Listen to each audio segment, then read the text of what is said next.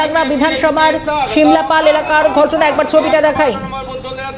সবাইকে বিজেপিতে স্বাগতম।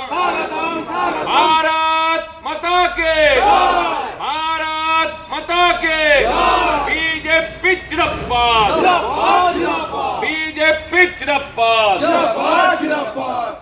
এখন আমাদের যে ভাইরা জয়েন করলো তাদেরকে একজনকে কিছু বলার জন্য অনুরোধ জানাচ্ছি।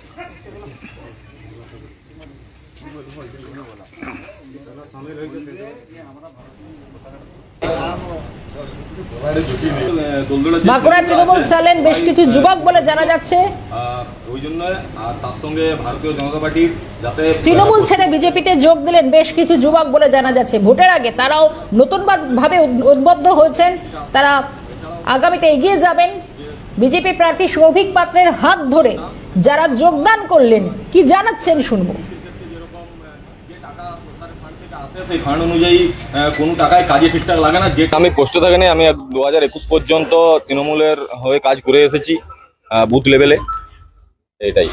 এবং 2021-এর পর আমার মনে কোনো একদিকে ভাবনা হয়েছে যে এই সরকারের থাকাকালীন শুধু কৃষকদের নয়, কৃষকদের তো একদম ন্যায্য মূল্যে কোনো কিছু দাম পাওয়া যায়নি, আলু থেকে শুরু করে সব কিছুতেই। তারপরে চাকরি, যেটা একটা যুব সমাজের খুবই দরকার। আমি নিজে একজন যুব, আমার বয়সে রিসেন্ট 30 পেরোলো। তো সেক্ষেত্রে এমনও নয় যে যে চাকরি বুড়ি বুড়ি হচ্ছে, কোনো চাকরি এখানে হয়নি। আমরা এই জন্য এসেছি যে বর্তমানে আমরা শিক্ষিত হয়েও বেকারের মতো ঘুরে বেড়াচ্ছি, কোনো চাকরি বাকরি নেই এবং তৃণমূলটা পুরো দুর্নীতিতে ছেয়ে গেছে।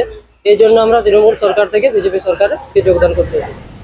অন্যদিকে বিজেপি প্রার্থী কি জানাচ্ছেন শুনুন। আজকে কিছু জন জয়েন করেছে। তো দেখুন, বেকার সমাজ দিশায় চাকরি নেই, কর্মসংস্থান নেই। তাছাড়াও আমরা সবাই এখানে এরিয়া কৃষক পরিবার থেকে এসেছি।